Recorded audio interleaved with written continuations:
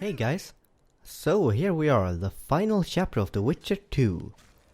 We'll be diving straight into enough lore to fill 8 novels and 2 RPGs, so needless to say, you should probably check out my previous videos covering the previous chapters if you haven't done so already, in order to get a good grip of what the hell is happening. But with all that said, let's jump right into it. Whether you went with Roach or Jovet, you'll be outside the ancient city Loch Muin. The city gates are guarded by a ton of soldiers who unfortunately aren't too keen on letting a suspected kingslayer near their kings. So unless you got Roach to vouch for you, you'll have to sneak your way into the city. Once inside the city, the story will of course change depending on your path, but the main framework remains kind of the same. In Roach's path you have to get to King Radovid, ruler of Redania, which is here. Roach convinces Radovid to lend his support to Temeria. In return, Radovid gets control of Foltest's children, or child in this case. You see, being the royal children they are, Anais and Busi have the right for the throne. But on their way to Loch Muin, the carriage was attacked by Nilfgaardians. Busi was killed in the scuffle, but Anais was kidnapped and taken to Loch Muin to be used as an exchange for an invitation to the summit. She was then given to Henselt and taken prisoner into the Cadwenny camp. So, to secure Temeria's future, you and Roach will have to save Anais from the Cadwennis. However, here's where things get a bit problematic. You see, the Nilfgaardian ambassador is also in Loch Muin, and he's got Triss. So, because the summit between the kings and mages is about to take place and time is running out, you'll have to choose whether you want to save Anais and secure Temeria, or head to the Nilfgaardian camp and save Triss, leaving Roach to save Anais himself. If you go with Roach, you'll head to the Cadwenny camp and fight a bunch of Cadwenny soldiers, including Deathmold's own mercenaries. Once you're in the basement you find Anais and save her, but not before dealing with an old friend. Motherfucker Deathmold himself. And let's just say this, it was a really good thing that you convinced Roach to let you go in the prologue, because holy shit, that guy earned his badges. After that piece of, justice porn, you get Anais out of there. You can then let Roach bring Anais to Radovid's protection as promised. She will be protected until she's old enough to rule and Temeria will be safe.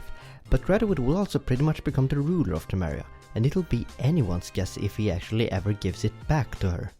Alternatively, you can convince Roach to bring Anais to the Temerian camp, where she will thereby be protected by Commander John Natalis. It will ensure Temeria's sovereignty, but it might spark a civil war because of the noblemen's attempts to grab the kingdoms for themselves. In other words, until Anais is old enough to personally claim the throne, it's pretty much a Game of Thrones. After making your choice, you'll head to the amphitheater, where the large summit between the kings and mages will take place. Now, that's the first scenario.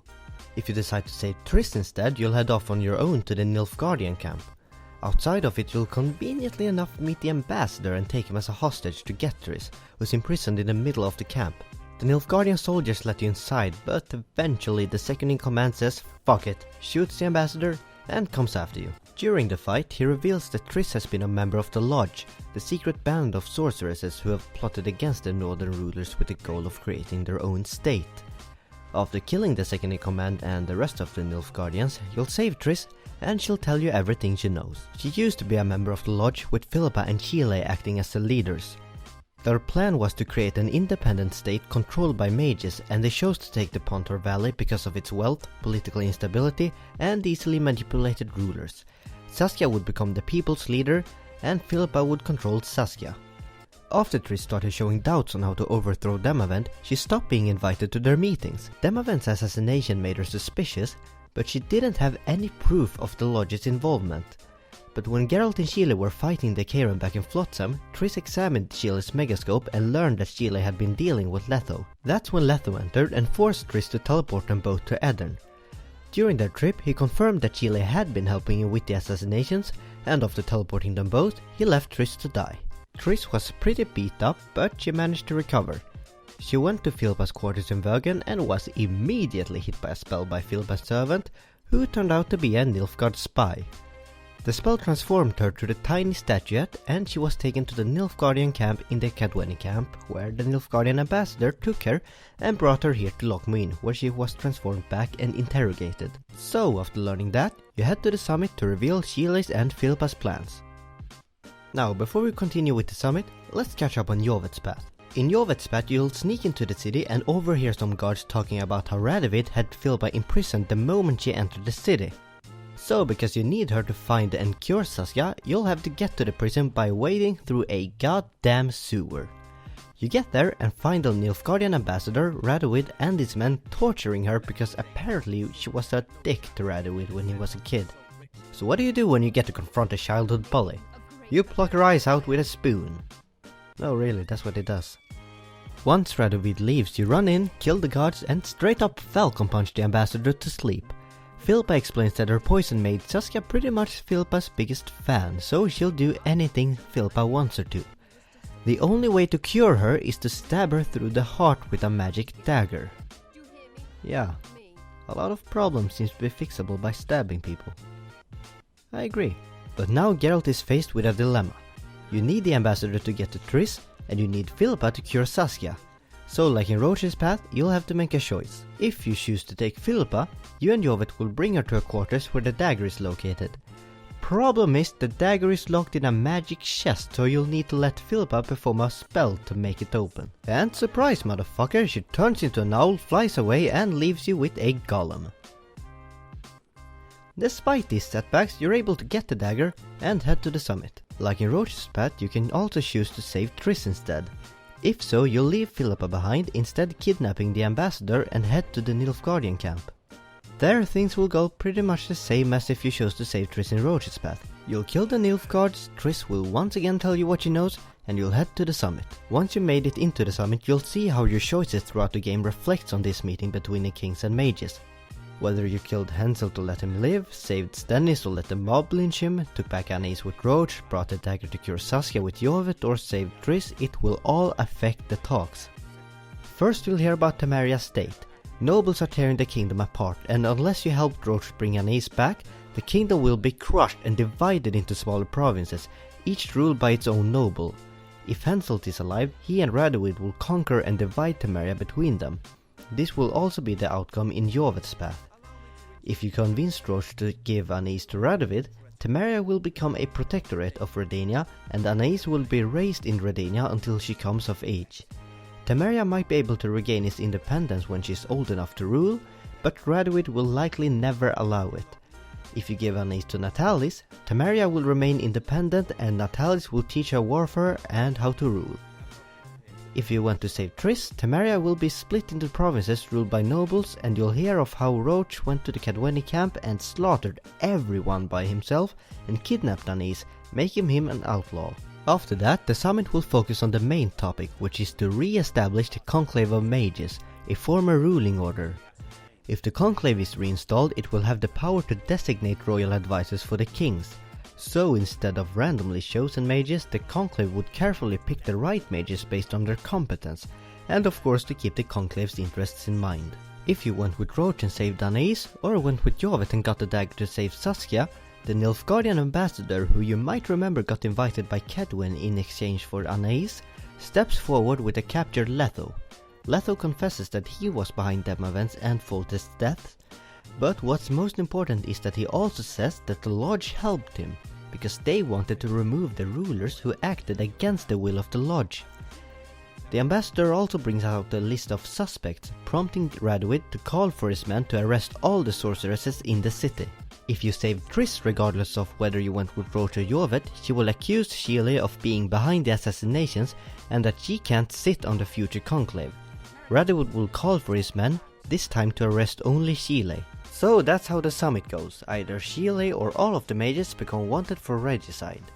But before anyone can get arrested, Saskia flies down, still controlled by Philippa's magic. She makes roast beef out of everyone and flies off to a nearby tower with Sheila.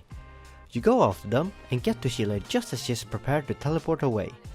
She tells you that Saskia is supposed to kill everyone in Loch Muin, including Letho, for completely outplaying them all, because as it turns out, Letho worked for Nilfgaard from the very beginning. She then tries to teleport away, but Letho outplayed her again, this time by switching the diamond used to teleport her. You can either save her, or let the unstable teleportation turn her into mincemeat. If you let her live, she'll tell you to go to Nilfgaard if he survives, where he will find Yennefer. Either way, Saskia shows up and you'll have a go at each other on top of the tower. The fight will take you all the way to outside of the city, where Saskia will be severely wounded. If you went with Roach, you'll have the choice to leave her, or kill her out of mercy and to prevent the sorceresses to use her again. If you went with Jovet and got the dagger, you can break the spell that bound her to Saskia. After making your choice, you'll head back to Loch Muin. Once you're back, you're met by one of your companions depending on your choices. You'll meet Roach if you saved Anais with him, Jovet if you took Philippa and broke Saskia's spell, or Triss if you saved her in either path. If you went with Roach or Jovet, they'll explain how a witch hunt for all mages have begun because of the Lodge's regicides. Letho rescues Triss and takes her to the Temerian former camp where he awaits Geralt. If you save Triss, she'll explain that the Conclave has been re-established and that Letho is waiting for you in the Temerian former camp.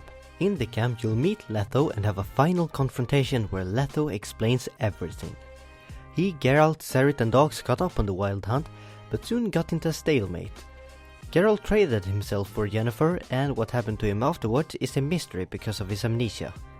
After that, Letho and company took care of Yennefer, but they were in the middle of Nilfgaard, and Yennefer's erratic behavior eventually caught the attention of the Nilfgaardian secret police, who arrested them all. What happened to Yennefer afterwards is also unknown, but it is likely they learned everything about the Lodge from her, since she was one of the founding members. Letho and his witcher duo were then offered a mission: assassinate the kings and create chaos in the northern kingdoms before Nilfgaard started their invasion. If they did so, the Emperor of Nilfgaard would make sure to rebuild the Witcher's Viper School, where Letho was raised and trained before its downfall. Letho took advantage of the Lodge's ambitions to create their own state and helped on assassinate Demaven, who the Lodge wanted dead because of his incompetence and the fact that it would make Vergen easier to take. What the Lodge didn't expect was for Letho to take their resources and set off for the other kings with help of the Scoia'tael, who also wanted the kings dead. After telling you all of this, you share a drink and make one last choice, whether you want to fight Letho or just leave. Regardless, you leave Loch Muin with Triss and /or Jovet or Roach and head off to Nilfgaard to find Yennefer. A final cutscene shows the Nilfgaardian army advancing towards the kingdom, and with that, the story of The Witcher 2 ends.